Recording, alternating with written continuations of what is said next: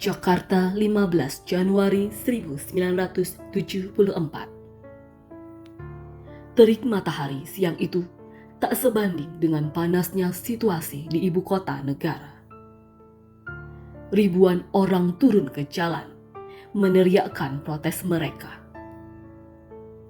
Dalam hitungan jam, keadaan berubah menjadi kekacauan yang tak terkendali, hingga melumpuhkan Jakarta selama 2 hari. Peristiwa yang dikenal dengan Malapetaka 15 Januari alias Malari itu menjadi peristiwa politik terbesar di medio 1970-an. 11 nyawa melayang, hampir 1.000 kendaraan hangus dibakar, dan ratusan bangunan dijarah hingga luluh lantah. Api membara di sudut-sudut kota, menciptakan ketakutan yang merasuk ke setiap benak warga. Pemerintah juga tersentak. Malari membuat Presiden Soeharto menyadari ada masalah mendasar dalam sistem pemerintah yang ia komandoi. Koordinasi antar lembaga teramat lemah. Pengambilan keputusan tidak seragam. Akibatnya, aparat keamanan kewalahan menghadapi situasi genting. Kejadian ini menjadi titik balik dalam sejarah politik dan keamanan Indonesia.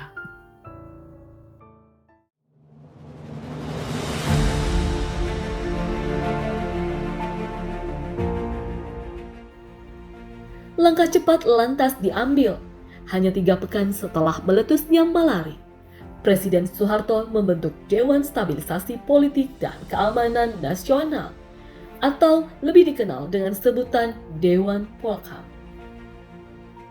Dewan ini menjadi wadah koordinasi antar lembaga negara di bidang politik dan keamanan. Fokus pertamanya adalah pemulihan setelah peristiwa Malari, sekaligus mencegah aksi-aksi lain menyusul terjadi. Keberadaan Dewan Polkam ternyata membawa kemajuan signifikan dalam sistem koordinasi politik dan keamanan Indonesia. Bahkan hingga tahun demi tahun perjalanannya, Dewan Polkam tidak hanya menangani dampak peristiwa Malari, koordinasi masalah lain seperti integrasi Timur Timur dengan operasi Seroja di dalamnya juga dibahas di rapat-rapat Dewan Polkam. Kehadiran Dewan Polkam memang membawa perubahan signifikan, namun ia tetaplah lembaga sederhana yang memiliki banyak keterbatasan. Presiden sadar Indonesia butuh sesuatu yang lebih besar, sebuah lembaga koordinasi politik dan keamanan yang lebih bonafit untuk solusi jangka panjang. Presiden pun terfikir untuk mengambil langkah strategis, membuat sebuah lembaga baru setingkat kementerian.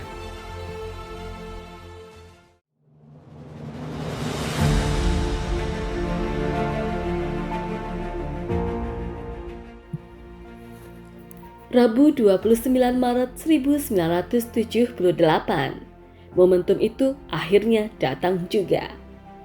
Bersamaan dengan pembentukan Kabinet Pembangunan 3, Presiden Soeharto memunculkan jabatan baru bernama Menteri Negara Koordinator Bidang Politik dan Keamanan, disingkat Menko Polkam. Presiden mengambil langkah ini dengan menandatangani Kepres nomor 59/M tahun 1978. Pembentukan Kabinet Pembangunan 3 dengan Menko Polkam sebagai jabatan baru di dalamnya langsung diumumkan secara resmi di Istana Merdeka pada hari yang sama.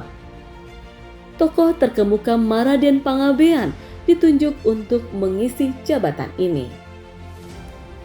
2 hari kemudian, Jumat 31 Maret 1978, Presiden melantik 24 Menteri Kabinet Pembangunan 3, termasuk Maraden Pangabean sebagai Menko Polkam pertama dalam sejarah Indonesia. Prosesi pelantikan digelar di Istana Negara.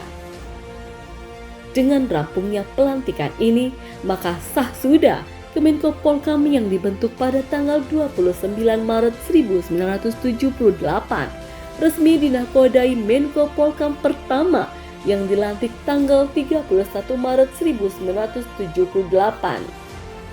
Sejak saat itu, kementerian ini resmi berkiprah di kancah pemerintahan Republik Indonesia sebagai otoritas tertinggi dalam koordinasi stabilitas politik dan keamanan Indonesia.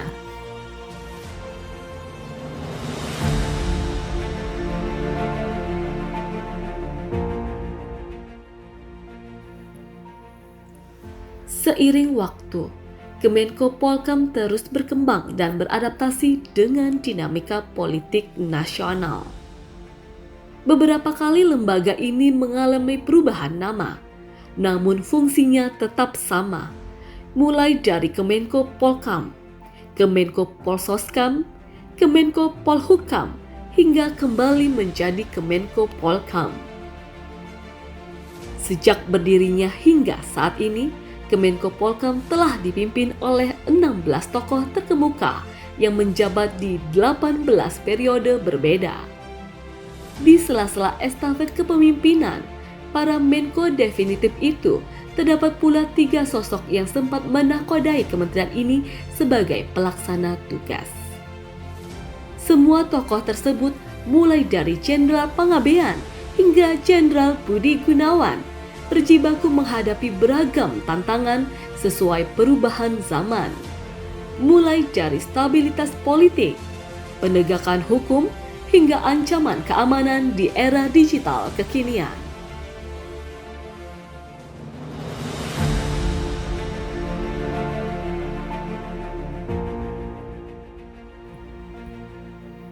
Sampai hari ini, di bawah kepemimpinan Presiden Prabowo Subianto, Kemenko Polhukam tetap siap menjadi pilar stabilitas negara.